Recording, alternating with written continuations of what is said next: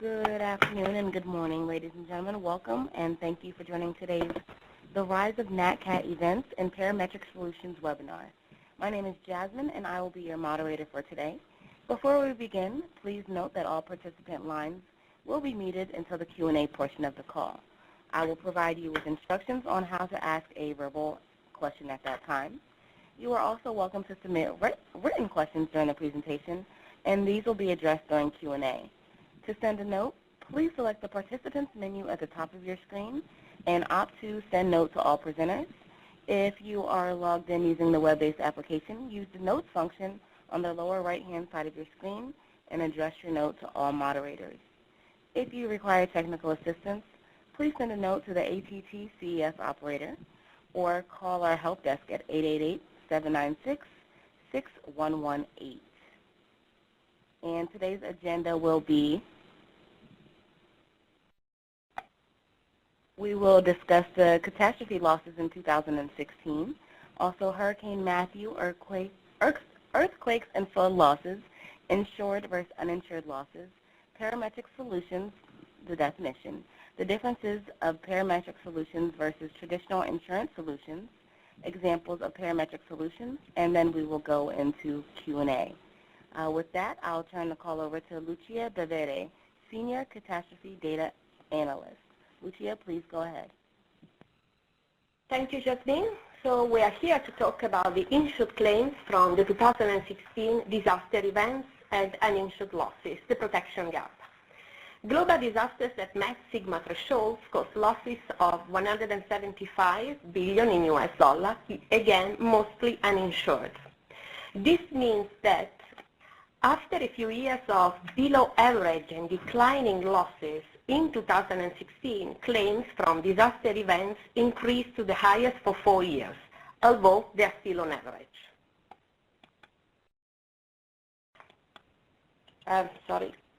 But it could have been much worse had, for example, Hurricane Matthew not kept offshore as it tracked northwards. Hurricane Matthew, the first tropical cyclone to reach the Category 5 in almost 10 years, made U.S. landfall as a Category 1, thus sparing major losses in the U.S., a near miss, as it's called in the industry. However, Haiti bore the brunt of Matthew. There, Matthew, as a Category 4, caused devastation and many victims. So overall, which other events caused the losses of 2016? 2 earthquakes, one in Japan and one in New Zealand, a hurricane, Matthew, as we saw, a flood in Louisiana, and a wildfire in Canada, perhaps the biggest surprise of the year. In fact, almost all perils feature among the top losses, and so do the regions. Among the features of the year is certainly a high number of damaging, costly, and deadly earthquakes. Here, the major ones are represented, providing yet again a stark reminder that many areas of the planet are exposed to seismic hazard. Earthquakes are rare, but they do happen, and when they happen, they cause devastation. They also reminded us that in many countries, this risk is not adequately insured, even in advanced markets like, for example, Japan and Italy. With different drivers, however, there is a protection gap for earthquakes risk in these 2 countries. In addition, severe flood events dominated the year. You may recall the major floods along the Yangtze River in China, or the one in Louisiana, here represented, a freshwater flood, an inland flood. These are the numbers of the devastation. In fact, this is only one of the 4 multi-billion flood events in the US in 2016. This is the highest ever. They were all freshwater floods, not related to tropical storms. In fact, floods overall caused the biggest loss of the year, mostly uninsured, including the US, as we saw. In the US, similar to 2015, inland flooding was caused also by hurricanes and tropical storms through increased rainfall. Even when they don't make landfall, or they don't make landfall as major hurricanes, they still produce intense precipitations and they trigger floods. What we witness, in fact, overall worldwide is that precipitation-driven inland flooding is increasingly contributing to losses. The largest flood risk in the U.S. is still driven by storm surge, but inland floods are increasing in number and severity of the impact. We also witness an increase in urban flooding. Houston, for example, in the U.S. has been hit by severe floods for 2 years in a row now, a result of urban development in higher risk areas and so many other metropolitan areas around the world. This is happening, in fact, throughout the world. You may remember the urban flash floods of Mumbai 2 years ago. Urban development is making the cities more vulnerable to flash flooding.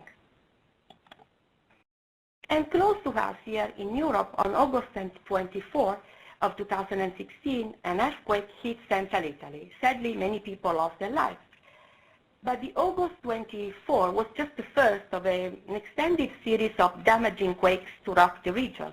In October, in fact, we had more shocks, more seismic shocks, one of which was the most powerful to hit Italy since 1980. None of these latest seismic shocks claimed lives, but only because the area had already been evacuated.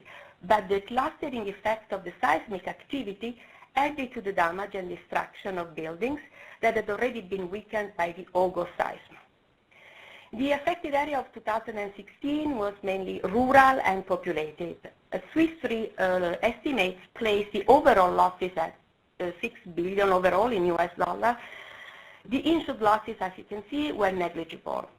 However, we believe that the overall losses will be much higher than this. The earthquake affected heavily the local tourism, which is one of the main sources of revenues, even in nearby regions that did not suffer any damage, but they are suffering, as we speak, the financial consequences of the loss of attraction, calling, for example, for parametric insurance solutions to protect loss of revenues in the absence of physical damage.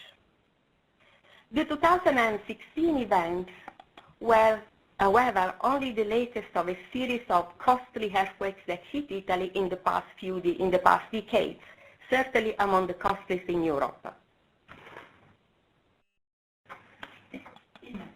These are some pictures of Amatrice taken by Swiss Re people in visit to the site. As we can see, entire buildings here are completely destroyed or heavily damaged. Some more buildings, some more examples of masonry buildings, mostly unreinforced. And this is the main street of Amatrice, completely gone, as you can see. But why earthquakes of even moderate magnitude are so damaging in Italy? Because much of the building stock is not earthquake resistant, despite the country boasting the first anti-seismic building code in the world. But because the seismic map of the whole territory came into effect only in 2003, legacy housing continues to disproportionately affect the exposure to seismic risk. Yet insurance penetration is low. The country struggles to successfully promote the need for earthquake insurance.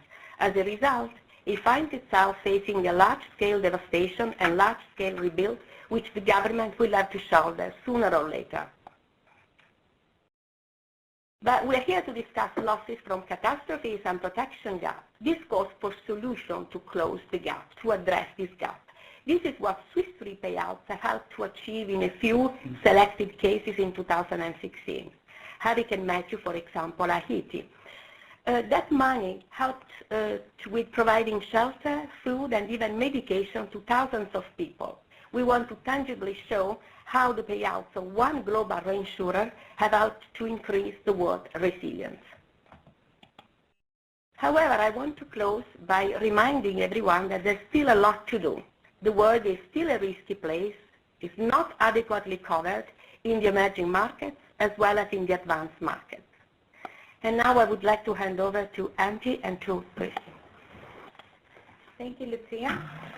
In the second part of the presentation, we will dive deeper into how parametric solutions can help close this protection gap and what they can offer to corporations on top of traditional insurance. For this, I would like to ask a few questions. to Christian Wertli, Head of Innovative Solutions, District Urban Solutions. So Chris, we've heard about the economic losses and protection gap from NATCAT and adverse weather, but how are these events impacting corporations? Well, first, let's quickly recap what the protection gap is. The protection gap is actually the difference between the economic loss and the insured loss. So, as Lucia said, this was estimated to be about $121 billion in 2016. While it is difficult to generalize, corporates are more aware of NATCAT risks and tend to buy more insurance compared to private individuals. For example, in Italy, just about 1% of residential buildings were insured for earthquake risks. Corporates tend to buy business, property damage and business interruption insurance that provides protection against NATCAT risks. Some problems, however, arise from what we call non-damage business interruption losses, that are losses that cause financial loss to a company, but not cause losses to the actual assets to the company. For example, supply chain disruptions. A large number of companies actually experienced NDBI, non-damage business interruption losses, due from supply chains. And big events were, for example, the Thai flood in 2011 and then the Japanese earthquake also in 2011. As a matter of fact, I mean, business interruption is one of the top business risks for corporate clients and something we can actually address with parametric solutions. What are the different solutions corporations are adopting to protect their assets and balance sheets in the face of increased NATCAT and adverse weather events, considering the fact that traditional insurance policies offer limited coverage? Well, in general, there are three. First is loss prevention, then loss mitigation, and then loss protection. So let's start with the loss prevention. Easy examples are basically building on higher grounds, so you're less affected by flood losses, fire protection, or construction according to earthquake codes. In respect of mitigation, it's really to understand the independencies and vulnerabilities, for example, from the supply chain. And then also have contingency plans addressing that. And then obviously in respect of protection, it's the traditional insurance companies can buy, as well as what we call parametric solutions. Now you mentioned parametric solutions. What is the definition of parametric solutions and why are they actually called parametric? Well, parametric covers provide a payout or a compensation to the insured party that is paid on a predefined index or a parameter. For example, such indices could be shake intensity of an earthquake, or the wind speed of a storm, or a hurricane, or also could be rainfall or temperature. So unlike traditional insurance, with the parametric solutions we actually pay out once the index is triggered and not necessarily when the company had a physical loss to their assets. And for example, you see here a picture of what we call a cat in the box. So the cover of this product will be triggered as soon as a storm hits this box, and then the payout is defined on an index. And for example, here we use the Saffir-Simpson index for hurricane categories. So for hurricane category 2, we will pay out 0, and then the payout would increase depending on the level of the storm. You mentioned these solutions are based on an index. What can be used and what are the main criteria for an index? Well, obviously the index should be measured and reported by a third party and should not be influenced by the insured or the insurer. For example, common indices that are used are the Japan Meteorological Agency index that measures the seismic intensity of earthquakes in Japan, or the Natural Hurricane Center in the US that tracks major storms, or for example in Europe, the Météo France, who reports windstorms in France. The index obviously has to be reliable and consistent over time. It has to be objective, transparent. We have to verify it independently, and it has to be reported in a timely manner.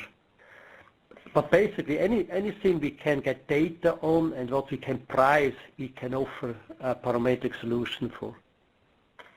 And could you please explain to us how are parametric solutions different from traditional insurance? Yeah, traditional insurance provides a promise of compensation for a specific loss. In contrast, the payout of a parametric product depends on whether or not an index has been triggered. For example, let's look at a hurricane or an earthquake. With an insurance agreement, the insured will actually be compensated based on the sustained loss caused by this natural catastrophe. Of course, this will be always subject to the terms and conditions of the underlying insurance agreement, i.e. how much they retain and how much limit they actually get for that type of loss. In contrast, the payout of a parametric cover depends on whether a predefined index has been triggered.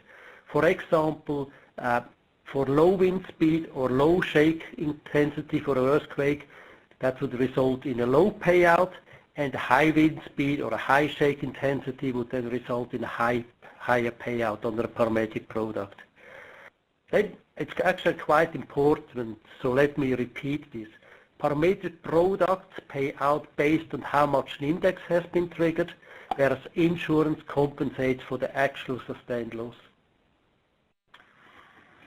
And Christian, could you please share with us what are the key benefits of parametric solutions? Well, there are four main benefits. Firstly, it's the objectivity of the form of payout. A parametric solution is very objective. You know whether or not the index has been triggered, and you know how much you actually will get paid. Secondly, there's no need for lengthy and expensive loss adjustments. So that's important. Sometimes when we have insurance losses, these losses take a long time to settle and to establish what the actual damage was. And related to that, and the third point really is the speed of payout. Normally these products pay out within, let's say, 14 days after the index has been triggered. And that's very, very different to traditional insurance.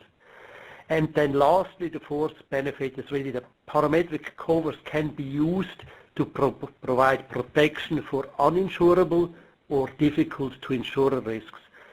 For example, supply chains or for power producers, transmission and distribution lines, for example. Can you provide a few real-life examples of parametric solutions in action? Yeah, I'll take you to the next slide. Now, there are actually many applications of parametric solutions for many, many industries. For example, in the telecommunication industry, the motivation really is to get cover for transmission and distribution lines, and there the risks we cover would be wind speed.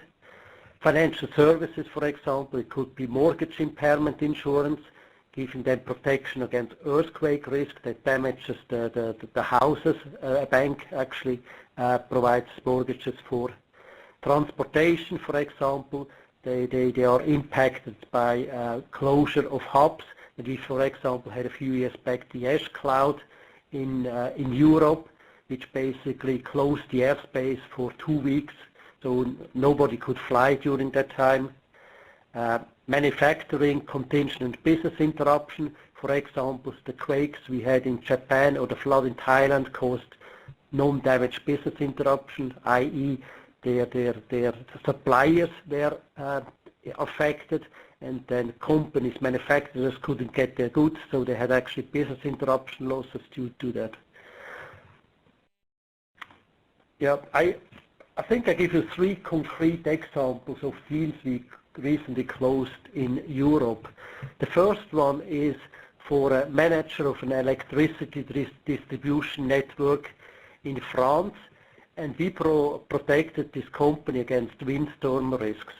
So anybody involved in insurance knows that transmission and distribution lines are very difficult to insure, and mainly so-called uninsured. So with the parametric solution, we were actually able to provide the network operator some sizable coverage, and here we talk about 275 million euro of cover against predefined wind speed affecting the network. The second transaction I'd like to highlight is a transaction where we were working together with the bank. So the lender of this project was actually worried that the major impact in major earthquake impacts their investment in Italy. So the cover we put together was a parametric earthquake cover that provides pre-agreed payout depending on the shake intensity of the site of the project. And the third example I like to mention here, you see on the picture you have the Netherlands listed here, was a solution where we provide freeze cover for a Dutch trade association. Now, under the standard labor contracts, the site workers are actually released if so-called frost day conditions are met. However, the construction company still has to pay those workers independently of whether or not they can work. Now, in 2009 and 10, we actually had very bad weather in the Netherlands, and that was very costly for the construction industry. So a number of mid-size or small-size contractors actually went bankrupt. So the trade organization was then looking for a solution that provides some protection for these companies against so-called frost day. So the product we put together was very flexible. Each construction company could actually select how many frost days they can absorb, and then for each consecutive day how much payout they want to get. So this was really a parametric solution. Instead of paying just the sustained losses, the clients could actually then select how much pay they need for each additional frost day, and that was a fixed payout depending on those days. That's very interesting. So do parametric covers pay out? Could you share with us an example of a case where a claim had to be paid? Yeah, they actually do pay out. I have to say most of the corporate transactions are subject to confidentiality. However, the Swiss Re team also works closely together with municipalities and governments. And there I like to mention two examples. So for example, in 2016, when Hurricane Matthew hit the Caribbean, we actually put a facility together which is called Caribbean Catastrophic Risk Insurance Facility, so the SRIF. And this SRIF facility actually paid out $29 million to the islands of Haiti, Barbados, St. Lucia, St. Vincent, and Grenadines. And this payment was actually made 14 days after the event hit. So this payment provided immediately disaster relief so that the government or the authority could actually cope with the damages. Next, the second example I want to mention was in 2015 when the Pacific island of Vanuatu was hit by Cyclone Pam. Again, that catastrophe facility that Swiss Re supported paid out relatively quickly after the event to provide again disaster relief. So again, these facilities pay out depending on the wind speed, and the wind speed is normally a good indication about the actual damage. Thank you, Chris, for this very enlightening interview. It's obvious that parametric covers with their quick payout and no loss adjuster interfering can get corporations back in business very fast. Something extremely important nowadays in the corporate world as time is money. So with this, I would like to hand over to our moderator to open up for questions. All right, ladies and gentlemen, as we move to Q&A, please feel free to place yourself into the question queue by pressing #2 on your telephone keypad. You will receive a notification when your line is unmuted. At that time, please then state your name and question. And again, to send a note, please select a participant. Please use the Notes tab on the lower right-hand function on the lower right-hand side of your screen and address your note to all moderators. Once again, over the phone, that is pressing #2, and using the notes on the lower right-hand side of your screen, address your note to all moderators.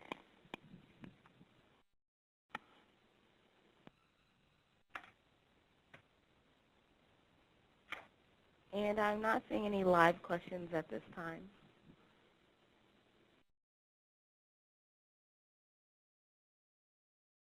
All right, we do have one. Caller, please go ahead. Your line has been unmuted. Hello, this is Nigel Brooke at Clyde & Co. I was wondering, this perhaps a slightly lawyer question, but how much would you ask about the insurable interests of the customer?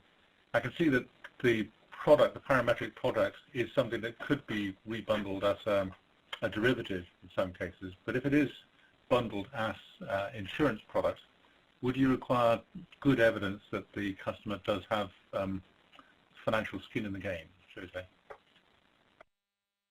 Yeah, good question, Nigel. Thank you. As you said, if it's a parametric, okay, I'll start differently. The parametric product actually can be executed in the legal form of a derivative or in the legal form of an insurance contract. If it's a pure derivative, then absolutely no insurable interest is required. We basically, or the client basically takes a bet and we take the counter position on that bet. However, if the legal form is as in the form of an insurance contract, we need some insurable interest. However, the insurable interest could actually just be a financial interest. To give an example, it could actually be that we talk about loss in the revenues, and that's actually quite a subjective measurement, if you want. But after an event, even if the side of, let's say, a retailer is not impacted by or hasn't had a physical damage, it might actually be that they don't get access or the denial of access to the site, or they just have incurred cost because their staff needs to be accommodated, work longer hours, or people are actually not in the mood to buy. So they actually have a loss. They might actually have a loss in the revenue, and that loss in the revenue is actually a financial interest. And as long as we get a double trigger product in place, and the double trigger product is normally that the trigger event that is related to a so-called NATCAT event. It could be again a shake intensity, and then the second trigger would be the financial interest. And the financial interest could be as easy as a note from the CFO saying they have been impacted, and then we basically pay. Thank you. That's a good comprehensive answer. So we have another question coming in. Do we know from C3 side the deal structure behind the tornado in Texas? That's from Karsten in Mars, Denmark. To be frank with you, I don't know, but these deals are normally written what they call a cat in the box. That means we define a box, that means a covered area, and then we define what the wind speed storms or the events are that have to touch that box so that we pay out. And normally these deals are structured that we have a staggered payout, so that small wind speed actually translates into a small payout, and the big wind speed translates into a higher payout, always up to the maximum limit. But these deals are actually quite standard, so a cat in the box is actually quite a standard product.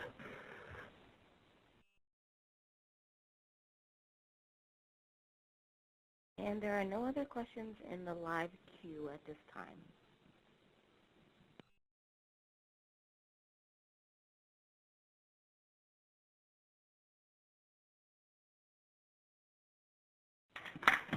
And I'm not seeing any written questions either.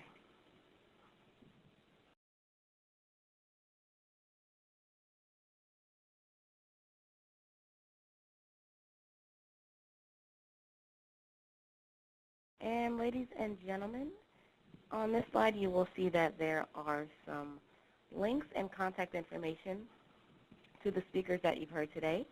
On the slide, you'll find a link also to the recording of the event, so you will be able to see and hear, again, the presentation that you've heard today. Thank you for joining today's conference. The call has now concluded, and you may disconnect.